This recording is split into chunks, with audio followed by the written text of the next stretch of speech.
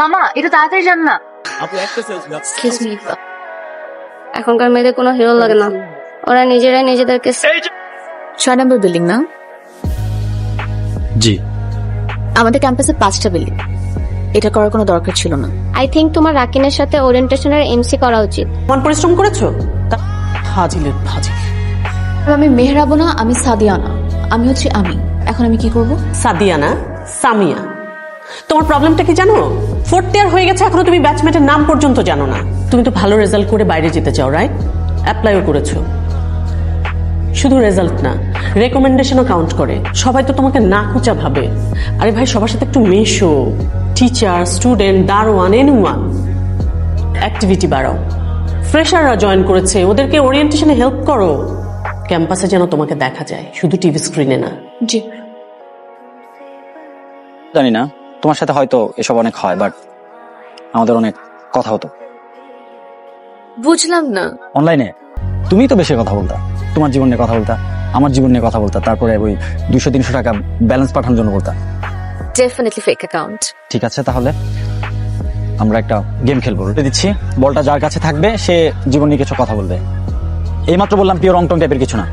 বলতে এমসি হিসাবে ওদেরকে ওই ফিলটা দিতে চায় আর কি, এটাই আমাদের উদ্দেশ্য। নেক্সট 2 সপ্তাহ তোমাদের কিছু নিয়ম মেনে চলতে হবে। যার যার তার তার খেয়ে আসতে হবে। আরে আমার অ্যালার্ম সেট করা আছে। সত্যি দেশ ছেড়ে চলে যাবা? আমার মাইক্রোফোনটাকে লাগাবে। আমি জানি আমার তেমন ফিউচার নাই, একটু ঘুরো না। কিন্তু তোমাকে নেবা। খুব সুন্দর লাগছে তোমাকে, কাছ থেকে তোমাকে চিনতে পারে মনে হচ্ছে।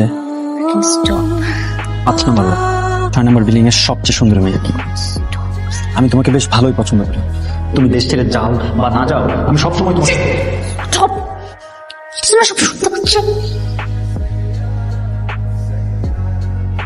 কেমন লাগে আমার সাথে থাকতে।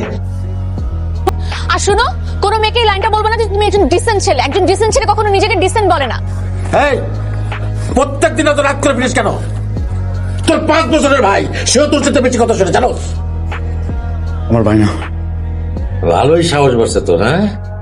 প্রেম করে এই অবস্থা।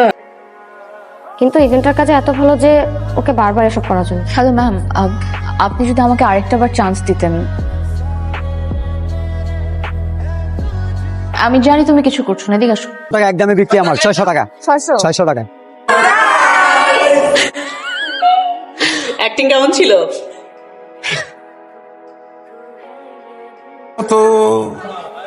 তুই যার নাম খুঁজছিস তার নাম এখানে নেই।